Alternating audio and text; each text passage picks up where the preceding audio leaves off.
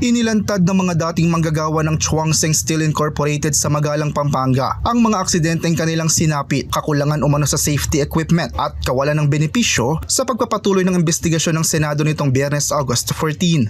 Ibinunyag ni Junel Pimentel na 3 taon umanong nagtrabaho sa Chuangsing sa ilalim ng Kingsman Manpower and General Services Incorporated na wala umano silang harness at iba pang safety equipment habang nagtatrabaho sa matataas na bahagi ng planta.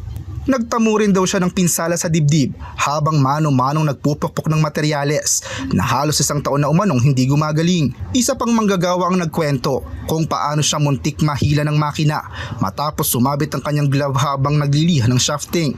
Nabali umano ang kanyang braso at nagtamo ng iba pang sugat bago tuluyang napahinto ang makina. Naapektuhan naman ang pandinig ng isa pang manggagawa matapos ma-assign malapit sa furnace. Aniya, walang ear protection sa lugar at minsan ay hindi na niya marinig ang mga busina dahil sa tindi ng ingay. Inilahad din sa pagdinig na sariling pera umano ng ilang manggagawa ang ginamit sa pagpapagamot. Wala rin umano silang natanggap na mga benepisyo gaya ng SSS at PhilHealth habang ang isang manggagawa ay gamot para sa uric acid ang ibinigay sa halip na agarang lunas para sa problema sa pandinig.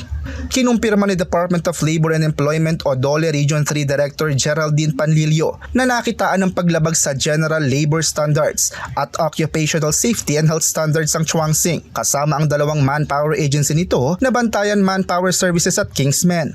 Lumitaw din sa pagdinig ang ugnay ng kumpanya sa Kingsman na kinumpirma ni Panlilio na pagmamay-ari ni Magalang Mayor Malu Paras Lacson. Isiniwalat ng DOLE na hindi rehistrado bilang subcontractor ang Kingsman ngunit nakapag-supply pa rin ito ng malaking bahagi ng mga manggagawa sa Chuangsing Steel. Dahil dito, kinwestiyon ni Senator Raffy Tulfo ang posibleng conflict of interest sa pagitan ng pagiging lokal na opisyal ni Lacson at ng kanyang ugnayan sa Manpower Agency. Depensa naman ni Mayor Lacson sa isang hiwalay na pahayag.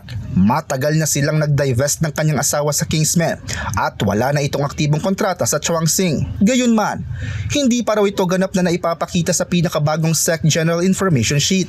Inatasan naman ni Tulfo ang DOLE na tukoy na tulungan ng mga dating manggagawa ng Chuangsing na nagkasakit o nagtamo ng kapansanan. Inatasan din ang ahensya na makipag-ugnayan sa Department of Health o DOH para sa kanilang gamutan at isama sila sa tupad program kung kinakailangan. Matatanda ang sinalakay ng National Bureau of Investigation o NBI at Presidential Anti-Organized Crime Commission ang naturang planta noong July 18 kung saan nasamsamang mahigit 3 billion pesos na halaga ng radioactive bearing industrial materials, contaminated equipment at umano'y substandard steel products. 4 na company officers ang naaresto habang 347 na Pilipino at 37 Chinese workers ang nailayo sa mapanganib nitong kondisyon. Nauna na ring inirekomenda ng DOH ang patuloy na radiological evaluation at pangmatagalang medical surveillance para sa mga posibleng nalantad sa panganib. Samantala, ipinatigil na ng Department of Environment and Natural Resources ang operasyon ng pasilidad matapos itong ituring na banta sa kaligtasan ng mga manggagawa, kalusugan ng publiko at ng kapaligiran. Raymond Tasoy, CLTV 36 News.